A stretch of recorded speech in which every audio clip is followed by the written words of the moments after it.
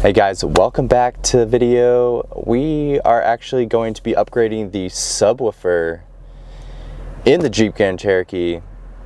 Is it worth it? Is it not? I guess we'll find out in this video. But I have seen some videos online that you can wire in a aftermarket subwoofer to the stock amplifier and have it work better than the actual subwoofer that comes with the vehicle. I do happen to have the Alpine system that actually has a better subwoofer. I guess we'll see, but the hardened card subwoofer and audio, I did see a lot of people actually replace that and actually see a significant gain of audio quality improvement as well as bass. So I would recommend upgrading that. I did see in the videos, I will shout out to different people throughout the video, but the subwoofer, I believe, is a dual voice coil at 8 ohm. I could be wrong, but a 4 ohm, one channel subwoofer should fit in this without any complications. Now that may change in this video. We don't know yet, we'll see, but if you guys stick around and wait for the install, we'll find out. If you made it this far in the video, go ahead and smash that like button, smash the subscribe button, because we're trying to reach 1,000 subscribers by the end of the year. Let's do it. Peace.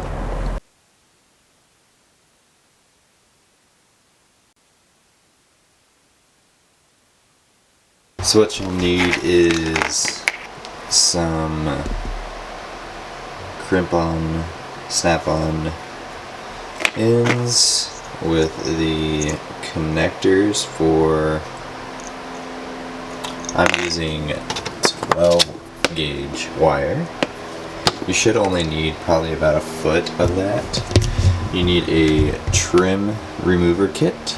You'll need some the Torque series.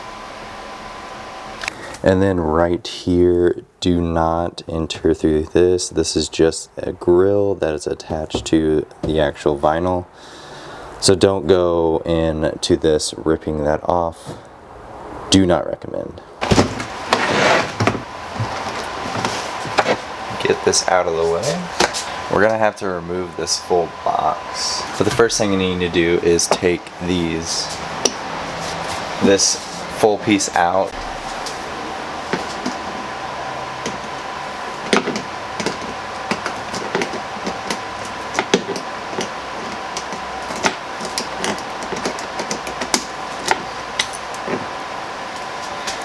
There's these little bolts that are in the hook.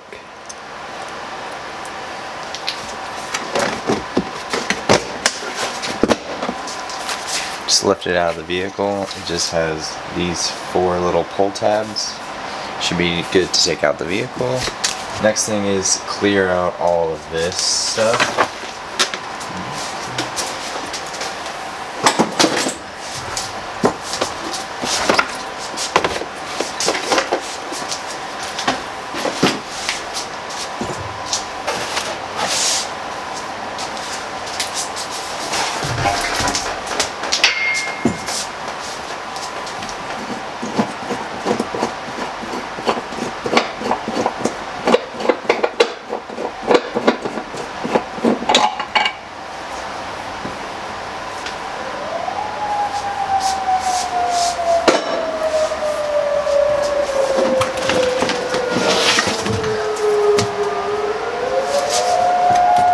Thing we'll take off is this little flat piece. Fold down the seats and it'll just pull it up. There's one connection here and one connection over there.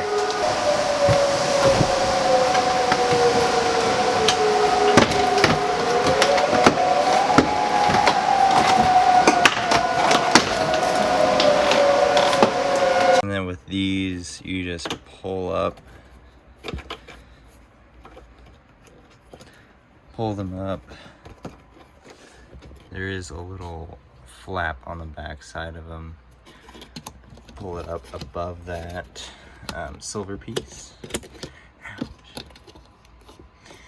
Or just pull them up and out of the way. I think this one's an 8mm.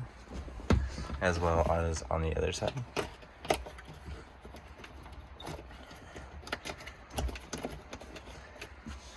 And there's another one right there. I failed to mention that there is nuts on the bottom side of this 8mm end, so do make sure that you are going underneath this little piece right here and hanging onto the bolt and then taking it out. So the next thing we got to make sure we do before taking out this tub is releasing this sensor. There apparently is two. There might be another one tucked behind here somewhere, but do make sure you disconnect those.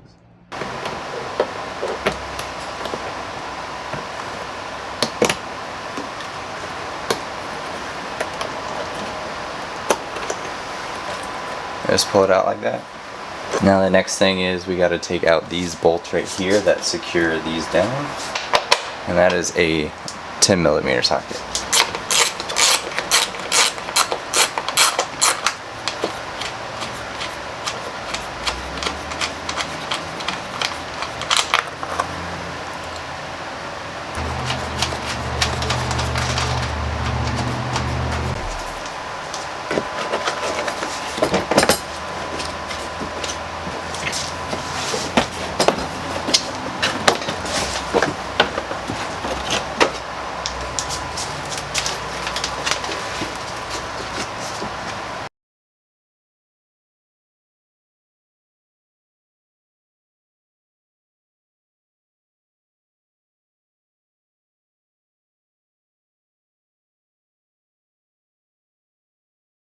I would grab this tool .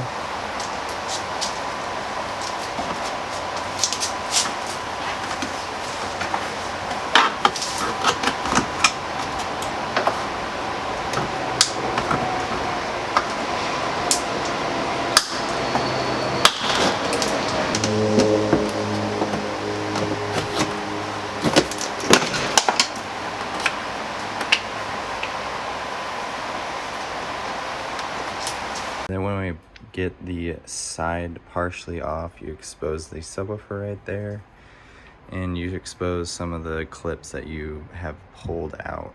Make sure that you disconnect the 12-volt connection on the back side.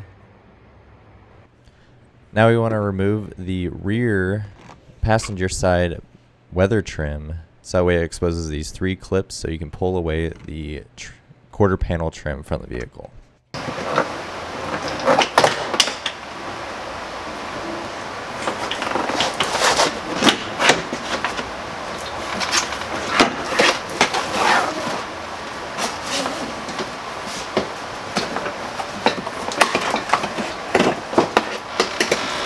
Okay, so once that's off, it exposes the subwoofer, and it is those torque screws, so let's get the right one out.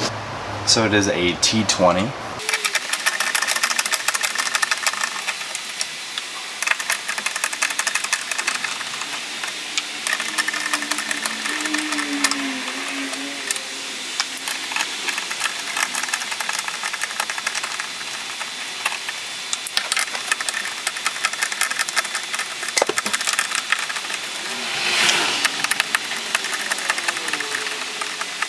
So there's another 3 nuts that you have to take off. They are 10mm. And then on the back side of the subwoofer box, there's actually something that holds it in. So don't keep pulling on it.